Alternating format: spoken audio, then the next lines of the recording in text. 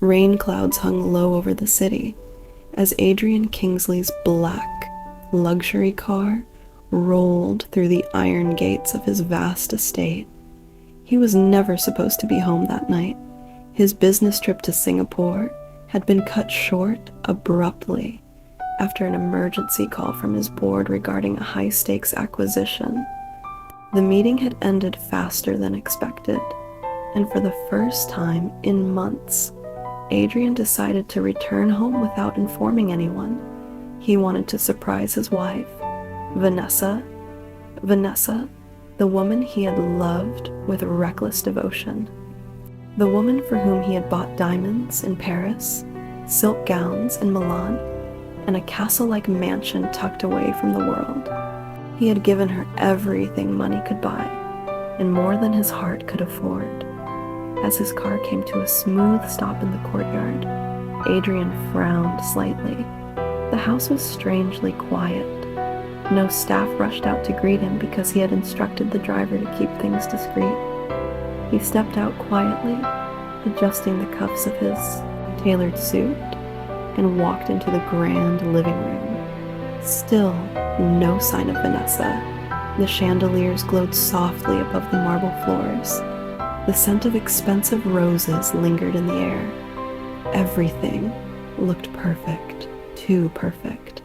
As the story is beginning to get interesting, take a moment to like, subscribe, and drop a comment below if you're enjoying this. Your support means a lot and helps us bring you more exciting tales like this one. Adrian loosened his tie and glanced around, expecting her voice. Her laughter, her footsteps, nothing. He began walking toward the staircase. His polished shoes made almost no sound against the steps as he climbed slowly, one hand grazing the smooth wooden rail. Then he heard something, a sound, soft at first, a breath, a muffled laugh. Adrian stopped. His brows drew together as he listened carefully. Then came another sound, clearer this time. Intimate, rhythmic, unmistakable. His heartbeat slowed in disbelief. No. His jaw tightened as he continued, walking, each step heavier than the last. The closer he got to the master bedroom, the louder the sounds became. His hand curled into a fist, and then he reached the door. It was slightly open. What he saw next shattered something inside him forever. On the bed he had shared with his wife, Vanessa was tangled in the arms of another man. The stranger was on top of her. Vanessa's hair was spread over the silk pillows Adrian had personally chosen for her. Her lips parted in shock as her eyes met his. The man froze, then scrambled backward, grabbing the bedsheet to cover himself. Vanessa did the same, clutching the satin fabric to her chest. Her face drained of color. For one long, unbearable second, no one moved. Adrian stood there like stone. His eyes were dark, unreadable, but the pain behind them could have drowned an ocean. "Adrian," Vanessa whispered, her voice shaking. He held up a hand, not in anger, not in violence, but in devastating silence. The other man tried to speak. "Sir, I can explain." "Get out," Adrian said coldly. The room went still.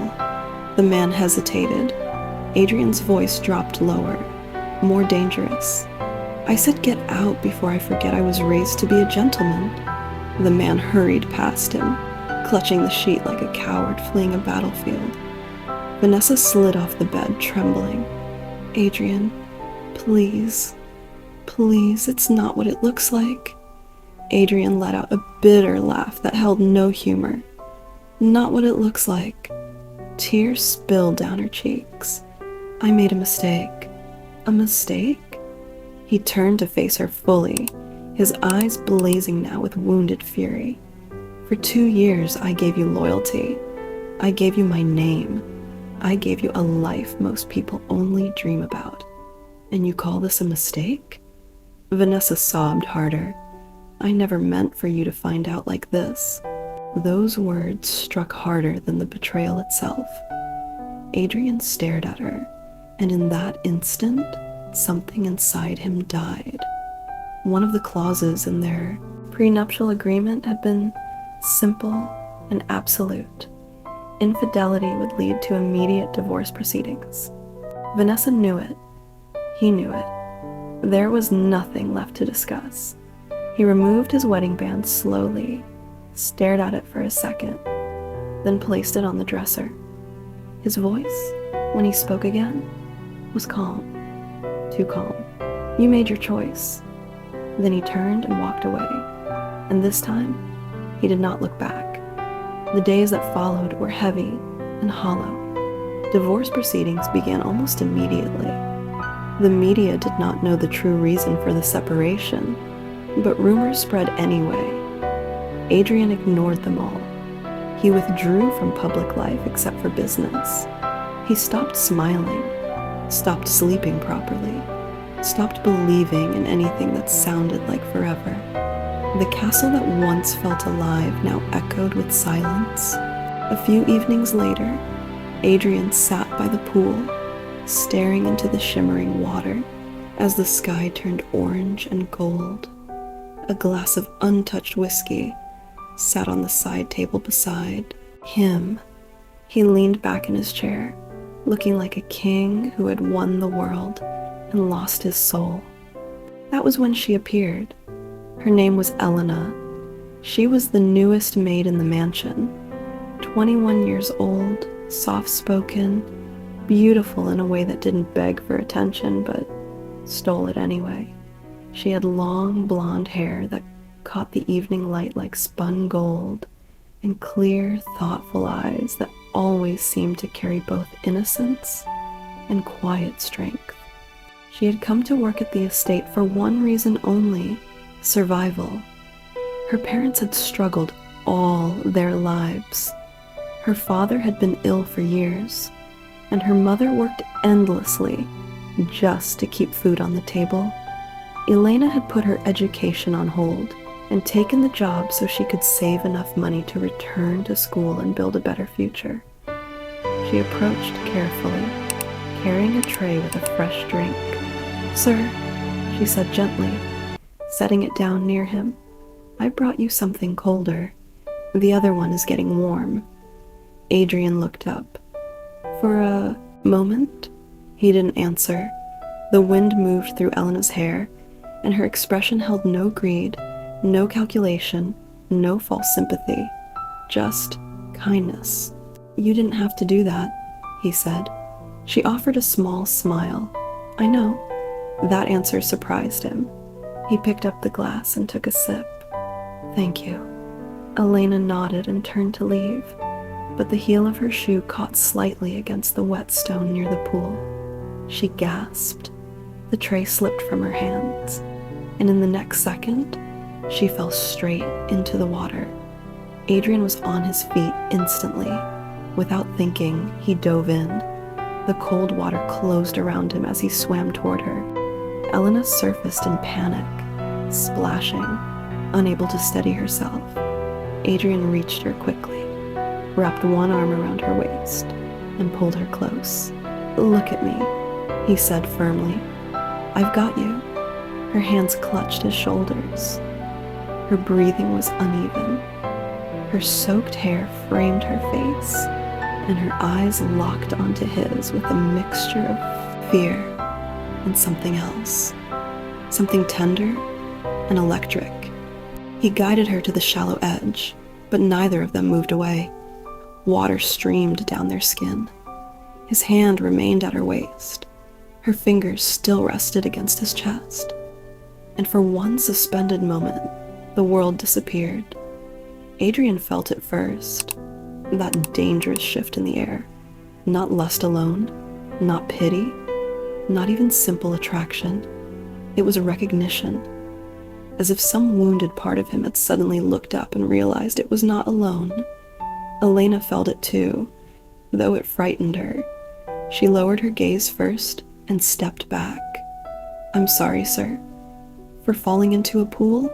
he asked, almost amused for the first time in days. A shy smile touched her lips. "For disturbing your peace?" He stared at her a second longer than he should have. "Maybe you did the opposite." From that evening on, something changed. It was in the way Adrian noticed her in rooms he used to ignore. The way Elena's quiet presence soothed corners of him he had hidden from everyone. The way she never treated him like a billionaire, only like a man who had been hurt. Days passed. Then one afternoon, Adrian received an invitation to an important charity dinner. Attendance was mandatory, and guests were expected to arrive in pairs. Usually, Vanessa would have gone with him. Now, the thought made him sick. He almost declined until he saw Elena arranging fresh flowers in the drawing room. A thought came to him unexpectedly. "Elena," she turned. "Yes, sir?" "I need a favor." Her expression shifted with polite concern. "Of course. There's a dinner tomorrow night. Formal. I'm expected to attend with someone." He paused. "Would you come with me?" Elena blinked. "Me?" "Yes." Her face changed instantly. "Sir, I'm just a maid." "No," Adrian said quietly. "You're Elena." The way he said her name made her heart stumble. "I can't go looking like this," she murmured. Adrian reached into his jacket and handed her a sleek black card. "Then don't." She stared at it. "Sir, I can't take this. It isn't a gift. It's for the evening. Dress, shoes, hair, whatever you need." His mouth curved slightly. "Consider it part of the assignment." Elena hesitated, then took the card with trembling fingers. The next evening, Adrian stood in the foyer, adjusting his cufflinks when he heard footsteps descending the staircase. He looked up and forgot how to breathe. Elena stood there transformed. She wore a deep emerald gown that draped elegantly over her figure, the fabric making her eyes glow brighter. Her blonde hair fell in soft waves around her shoulders. A touch of makeup highlighted her natural beauty, but it was her grace, quiet, luminous grace, that stunned him. For a moment, Adrian genuinely did not recognize her. "Elena?" he asked softly. She smiled nervously. "Is it too much?" He stepped toward her slowly. "No, it's unfair actually." She laughed, and the sound warmed the entire room. At the dinner party, heads turned the moment they entered. Whispers rippled through the ballroom. Who was she? Adrian Kingsley, newly separated billionaire, had arrived with a woman no one recognized. A woman so breathtaking, she made the socialites fade into the background. At first, Elena felt out of place, but Adrian stayed close, guiding her through conversations, introducing her with a tenderness that made her feel protected. Not displayed, protected. By the time dessert was served, they had both had enough champagne to loosen the edges of the evening. When the event ended, Adrian did not want the night to end with it. "I own a suite upstairs," he said. "Would you like to sit for a while? Just until the traffic eases?" Elena knew she should say no, but the way he looked at her made honesty impossible, so she nodded. The hotel suite was quiet, elegant, and dimly lit. City lights glittered through the floor-to-ceiling windows. Elena stood near the window, looking down at the world below. "It's beautiful," she whispered. Adrian came to stand beside her. "Not as beautiful as what I've been looking at all night." She turned toward him, stunned by the raw sincerity in his voice. "Adrian." It was the first time she had said his name without "sir." He lifted a hand slowly, giving her time to step away if she wanted. She didn't. His fingers brushed her cheek. Her eyes fluttered closed. Then he kissed her, softly at first, tentatively, as if he feared she might vanish. But Elena kissed him back, and whatever restraint he had left dissolved into warmth, longing, and relief. They held each other like two people who had both been starving in different ways. That night became one they would never forget. Not because of wild passion alone, but because it was the first night Adrian felt wanted for who he was, not what he owned. And it was the first night Elena felt chosen, not pitied, not used, chosen. In the weeks that followed, they tried to deny what had happened, but love has a way of growing even in silence. Adrian found excuses to see her. Elena found reasons to stay near him. Their conversations deepened. He learned about her dream of returning to school. She learned about the lonely boy Adrian had once been, before wealth built walls around him. One morning, he found application forms on the kitchen table. "You're going back?" he asked. Elena nodded. "I want to, but I don't know if I can manage both."